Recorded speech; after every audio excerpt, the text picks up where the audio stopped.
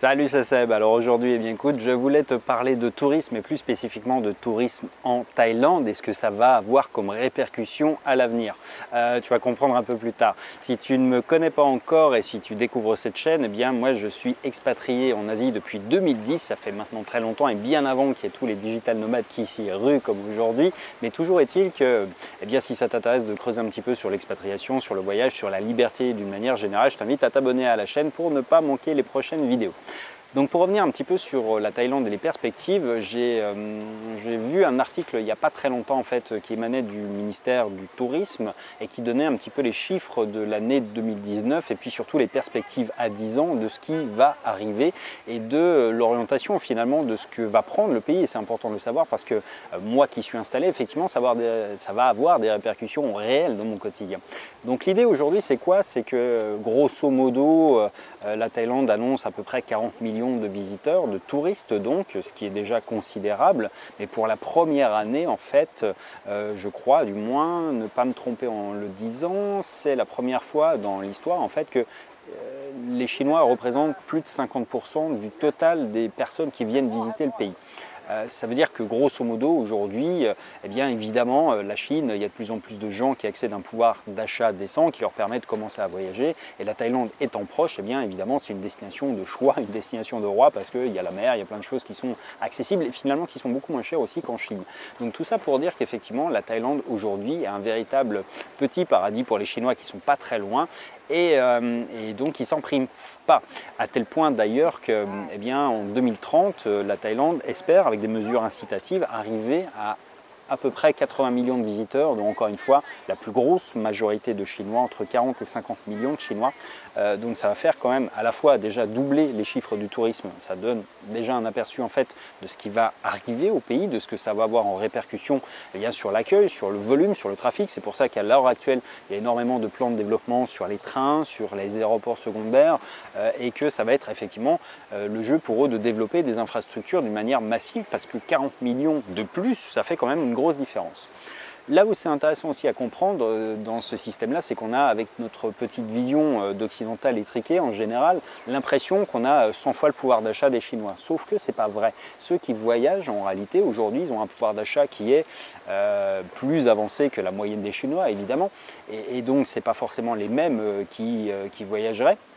Mais au-delà de ça, il faut comprendre un truc, c'est que les Chinois restent pas très longtemps en Thaïlande, mais ils dépensent beaucoup parce qu'eux, ils font beaucoup de choses en très peu de temps. Ça veut dire, en grosso modo, ils n'ont pas 5 semaines de congés payés, ils n'ont pas énormément de temps. Donc, en fait, en une journée, ils vont peut-être faire 2, 3, 4, 5 attractions et donc, à chaque fois, ils vont lâcher un billet. Donc, à tel point aujourd'hui que les Chinois sont les clients les plus rentables pour le tourisme thaï.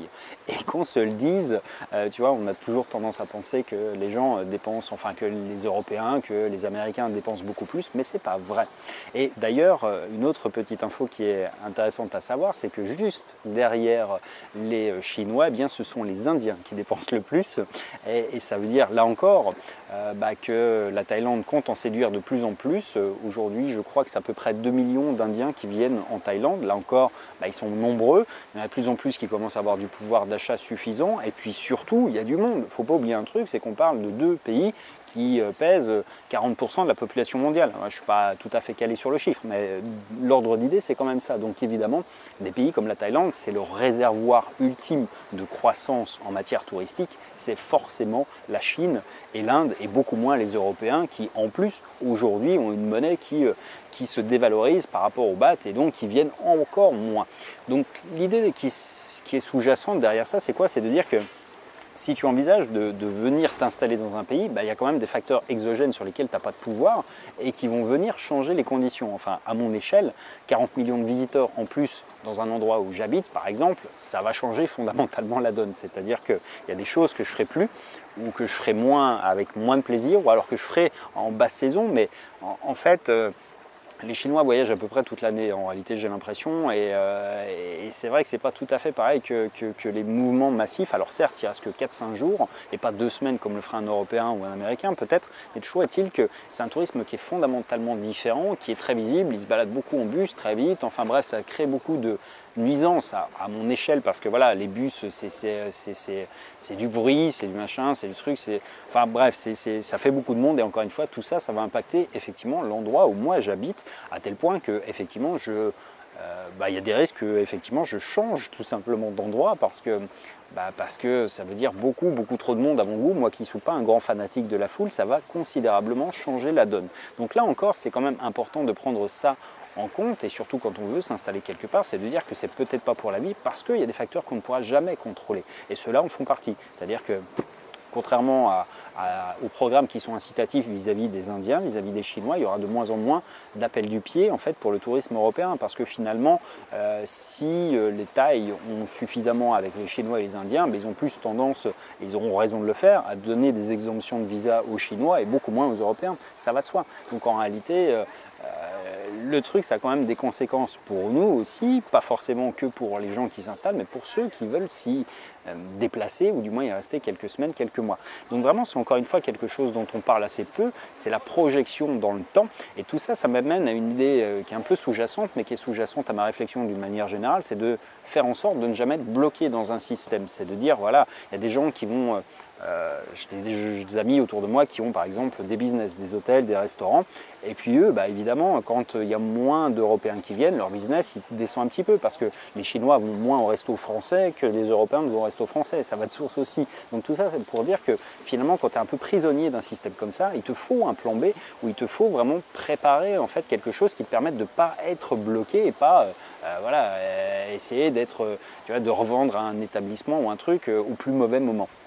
Bref, tout ça pour dire que si ça t'intéresse, bien, j'ai mis en place un petit rapport, un rapport que j'ai appelé le plan B. Le plan B, c'est tout ce que tu dois savoir pour te construire une vie libre sur mesure et ne jamais être prisonnier d'un État, d'une banque et d'un passeport et donc construire ta vie vraiment en totalement abstraction de toutes les frontières et de toutes les contraintes. Ça veut dire qu'il faut effectivement avoir des plans et puis savoir comment est-ce qu'on structure tout ça.